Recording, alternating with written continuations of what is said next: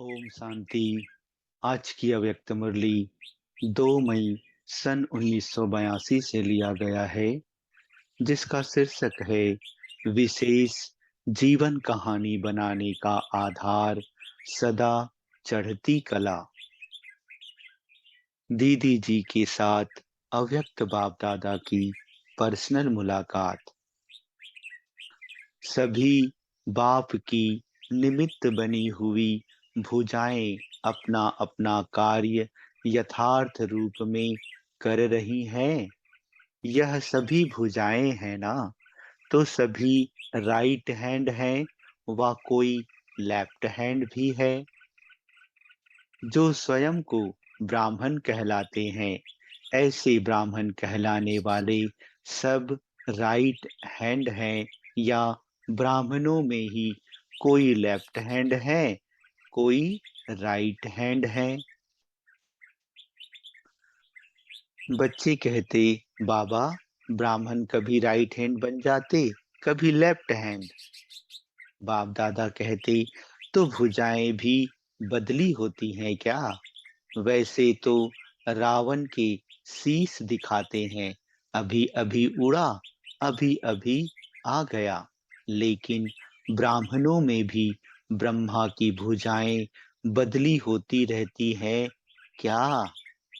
ऐसे तो फिर रोज भुजाएं बदलती होंगी। वास्तव में ब्रह्मा कुमार और ब्रह्मा कुमारी कहलाते तो सब हैं, लेकिन अंदर में वह स्वयं महसूस करते हैं कि हम प्रत्यक्ष फल खाने वाले नहीं हैं, मेहनत का फल खाने वाले हैं। यह भी अंतर है ना। कोई प्रत्यक्ष फल खाने वाले हैं और कोई मेहनत का फल खाने वाले हैं। बहुत मेहनत की आवश्यकता नहीं है, सिर्फ दृढ़ संकल्प और श्रीमत। इसी आधार पर हर संकल्प और कर्म करते चलो चले तो मेहनत की कोई बात नहीं। इन दोनों ही आधार पर ना चलने के कारण जैसे गाड़ी पटरी से उतर जाती है, फिर बहुत मुश्किल होता है। अगर गाड़ी पटरी पर चल रही है तो कोई मेहनत नहीं, इंजन चला रहा है, वह चल रही है। तो इन दोनों आधार में से चाहे दृढ़ संकल्प, चाहे श्रीमत, इनमें से एक की भी कमजोरी है तो एक पटरी हो गई। कोई श्रीमत पर चले, बहुत अटेंशन रखे, लेकिन दृढ़ संकल्प की कमजोरी हो तो इसकी रिजल्ट क्या होगी? मेहनत का फल खाएंगे। ऐसे मेहनत का फल खाने वाले भी क्षत्रिय की लाइन में आ गए। जब भी उनसे कोई बात पूछो तो मेहनत या मुश्किल की बात ही सुनाएंगे। जैसे सुनाया था, एक बात को निकालते तो दूसरी आ जाती, चूहे को निकालते तो बिल्ली आ जाती, बिल्ली को निकालते तो कुत्ता आता। ऐसे निकालने में ही लगे रहते हैं। तीन धर्म साथ साथ स्थापन हो रहे हैं ना, ब्राह्मण, देवता और क्षत्रिय, तो तीनों ही प्रकार के दिखाई देंगे ना। कईयों का तो जन्म ही बहुत मेहनत से हुआ है और कईयों ने बचपन से ही मेहनत करना आरंभ किया है। यह भी भिन्न भिन्न तकदीर की लकीरें हैं। कोई से पूछेंगे तो कहेंगे, हमने शुरू से कोई मेहनत नहीं की, श्रीमत पर चलना है, योगी बनना है, यह स्वतः लक्ष्य स्वरूप हो गया। ऐसे नहीं अलबेले होंगे, लेकिन स्वतः स्वरूप बन कर के चलते हैं। अलबेले भी मेहनत नहीं महसूस करते हैं, लेकिन वह है उल्टी बात। उसका फिर भविष्य नहीं बनता है। बाप समान प्राप्ति का अनुभव नहीं करते हैं। बाकी जन्म से अलबेले बस खाया, पिया और अपनी पवित्र जीवन बिताई। नियम प्रमाण चलने वाले, लेकिन धारणा को जीवन में लाने वाले नहीं। उनका भी यहाँ नेमीनाथ के रूप में गायन होता है। तो कई सिर्फ नेमीनाथ भी हैं। योग में, क्लास में आएंगे सबसे पहले, लेकिन पाया क्या? कहेंगे हाँ, सुन लिया, आगे बढ़ना बढ़ाना वह लक्ष्य नहीं होगा। सुन लिया, मजा आ गया, ठीक है, आया, गया, चला, खाया, ऐसे को कहेंगे नेमिनाथ। फिर भी ऐसों की भी पूजा होती है। इतना तो करते हैं कि नियम प्रमाण चल रहे हैं, उसका भी फल पूज्य बन जाते हैं। बरसात में अनन्य नहीं आएंगे, लेकिन वह जरूर आएंगे। फिर भी पवित्र रहते हैं, इसलिए पूज्य जरूर बन जाते हैं। ऐसे भी तो चाहिए ना। 10 वर्ष भी हो जाएंगे तो भी अगर उनसे कोई बात पूछते तो पहले दिन का उत्तर होगा, वही 10 वर्ष के बाद भी देंगे। अच्छा, अभी बाप दादा वतन में बहुत चिट चैट करते हैं। दोनों स्वतंत्र आत्माएं हैं। सेवा तो सेकंड में किया, सर्व को अनुभव कराया, फिर आपस में क्या करेंगे? रूह रूहान करते रहते हैं। ब्रह्मा बाप की यही जन्म के पहले दिन की आशा थी। कौन सी? सदा यह फकूर और नशा रहा कि मैं भी बाप समान जरूर बनूंगा।